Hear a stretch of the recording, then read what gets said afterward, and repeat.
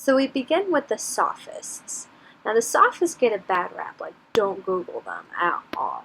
The Sophists really believed in a new type of thinking. They were wanting to go out with the old and in with the new, and that meant that less belief in the gods and more belief in like rhetoric.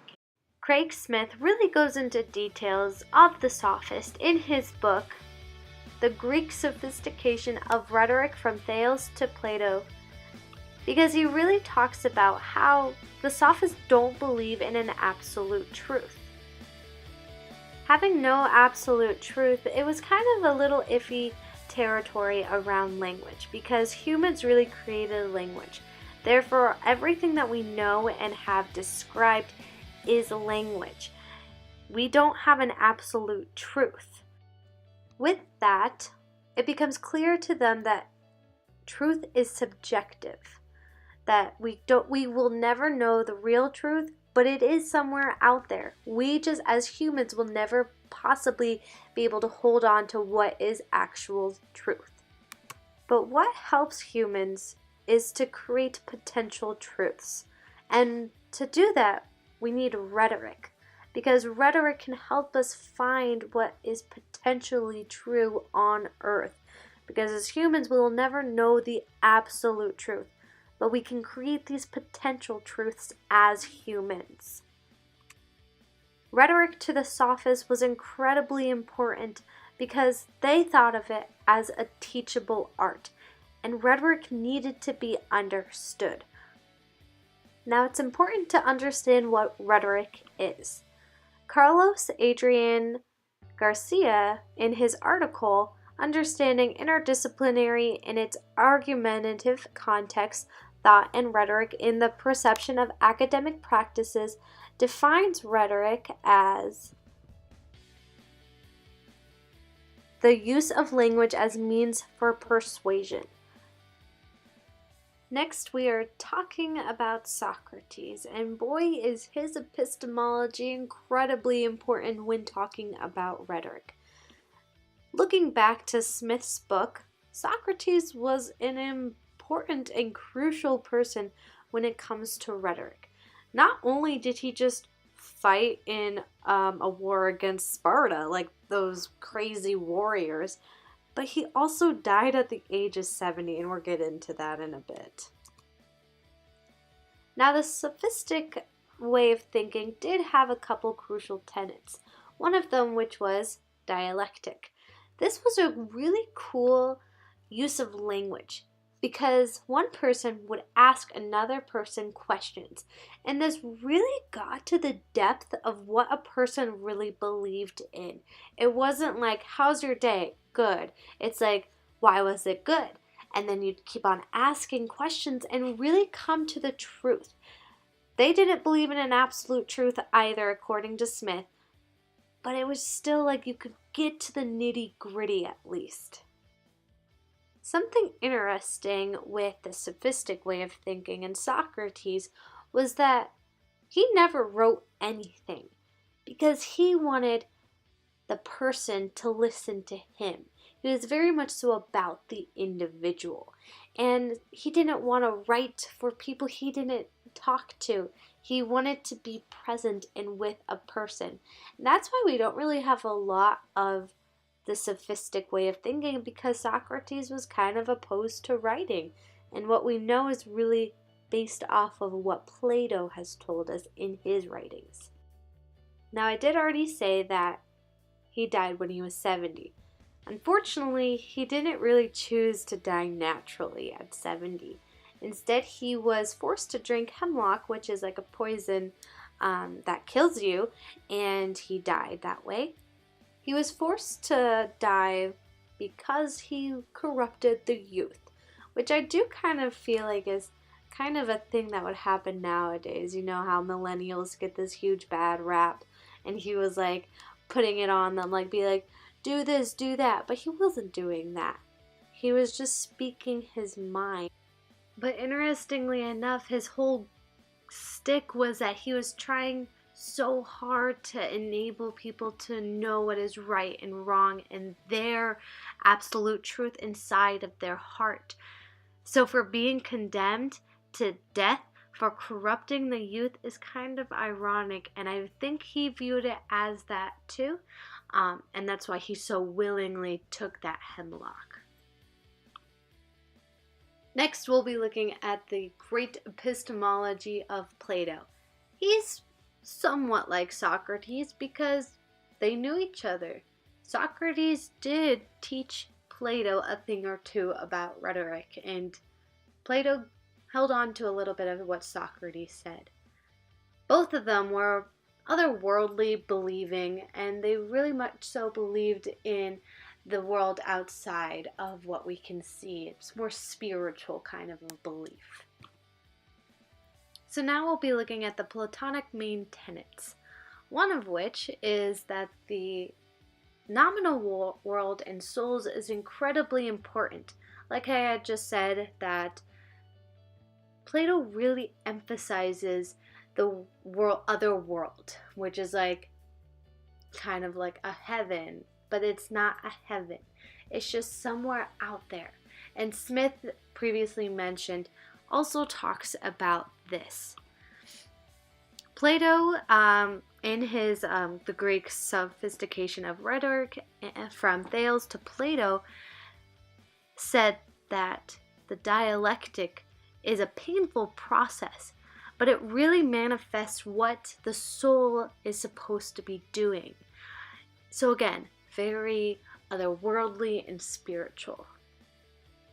And again, we have the use of dialectic, just like we did with Socrates, because the two again knew each other and therefore kind of just piggybacked off of each other's ideas. But dialectic really helped Plato thought and believed. He believed that you could grab onto an absolute truth if you can really hone in onto what that absolute truth is inside of you. So it's a very interesting process. Another part of Plato's epistemology is the cave allegory. And according to Hannah Arendt, in her article, Philosophy and Politics, this allegory really represents the highest place in the realm of ideas. Because in this cave, there are a group of prisoners, and they cannot see what is behind them, for they are shackled by their wrists. So they can't see what's going on behind them, but they can see shadows. These shadows don't accurately portray what is truly going on behind them, because if they see anything, it looks monstrous or anything like that. The sounds are diluted as well, so it's a scary world in which they are living in. One time, one of the prisoners gets freed, and he goes off into this scary world in which he had only seen from the cave in the shadows. So going off into this world, he realizes it's not as scary as they had thought it out to be. But when he came back and he tried to tell his friends and explain that the world isn't so bad out there, they cowered in the sound of his voice, because again, it was that monstrous sound. And this really portrays how without truly knowing something, we're oftentimes afraid of it. You know, like if you don't know what you're allergic to, you might be like, well, I'm allergic to grass because I've never been told, or I've never felt that. You know, it's just like that scariness out there. But I believe Plato's trying to get to a point where it's like, just feel things and see things as what they are and not as a shadow. See things as true. And I think that's what he was trying to get to almost. And it's a very powerful allegory that he portrayed. Again, we can see Socrates' influence over Plato because their ideas of rhetoric are quite similar. Because as Smith also as previously mentioned, really kind of describes is that he kind of had like this fear of manipulation with rhetoric, because his main thing was dialectics, and that was finding what you truly believe on the inside. And rhetoric, he kind of believed, could manipulate that and manipulate your truth. And so he was kind of a little bit against rhetoric because of that fear of manipulation of someone's truth. And he just did not want that to happen. And finally, we have our last epistemology to look at, and that is Aristotle's. Now, Aristotle kind of throws in some curveballs, but he was actually the student of Plato. So it's kind of interesting to see how their growth changes. But he did highly look up to Plato, they were quite close, but he did veer away from a lot of Plato's epistemologies. Now, Aristotelian main tenets really included a lot of different things. Aristotle really did respect rhetoric as an art form.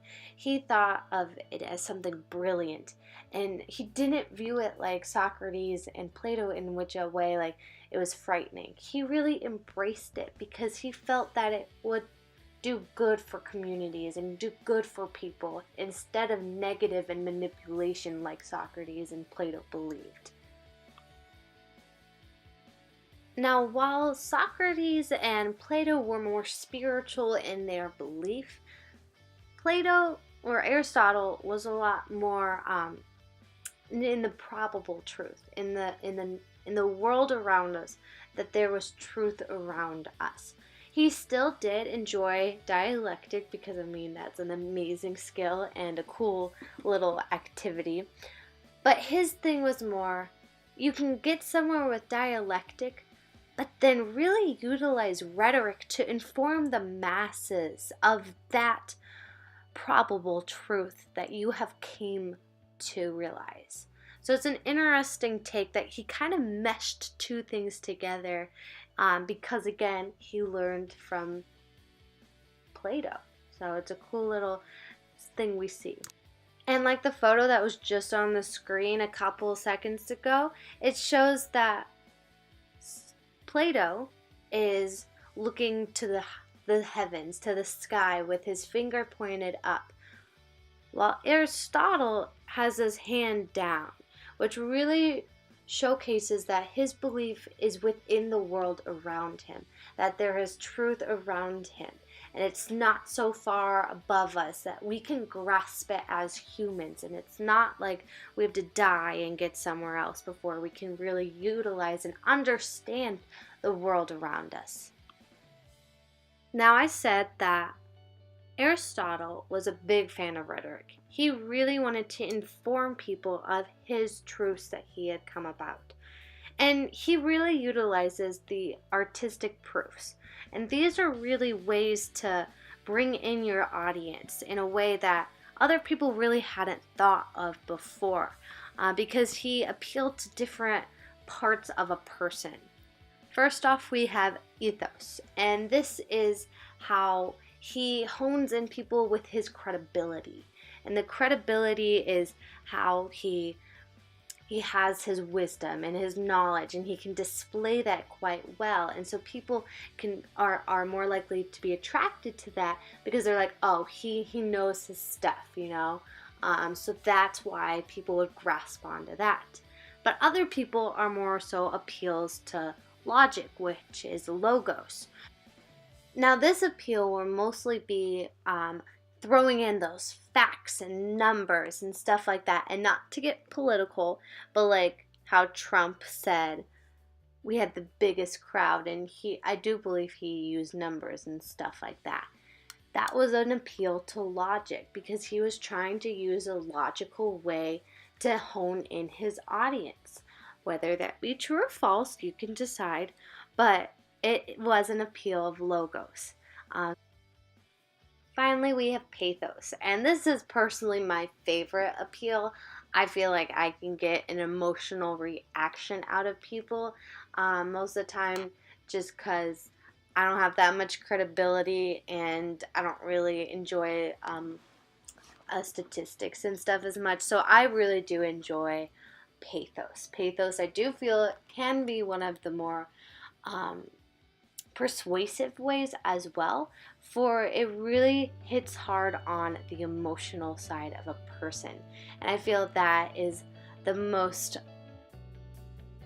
sentimental and intimate way to get to someone. And I think it's an incredible thing what happens when you really do utilize pathos well, because if you get into someone's emotion, you got them. And so it's a very interesting way to use rhetoric and the appeals of logic as Aristotle has introduced to us. Now we've pretty much really looked into the three great epistemologies, but we've also had the introduction of the Sophists, because without the Sophists we wouldn't have had that introduction of critical thinking and a way that paved for the new world. We did have Socrates, and then Plato, and finally Aristotle. And I do really find it interesting how much influence they had on each other and how much growth that they all had after each other. I do think it's so important that we understand how they have all utilized rhetoric and how they all view rhetoric, because still today people are afraid of it, because again, people are afraid of the unknown. But I think if we understand the little things, if we understand that kind of stuff, we can grow so much as humans. And the process of dialectic is one that I really want to utilize now more than ever, because it's just, I want to hone in on what are my own personal beliefs and my truths. And so it's just an interesting thing that these people thousands of years ago are still so important today, because I feel that rhetoric is now more important than ever before in this world. So it's incredibly important to understand how to really utilize rhetoric and how to utilize things that these great philosophers and minds thought, because we can use those still today. And I think that's an incredible thing that we have to do and realize. So I hope you learned something. So now go forth in your day and really utilize what these great minds have given us.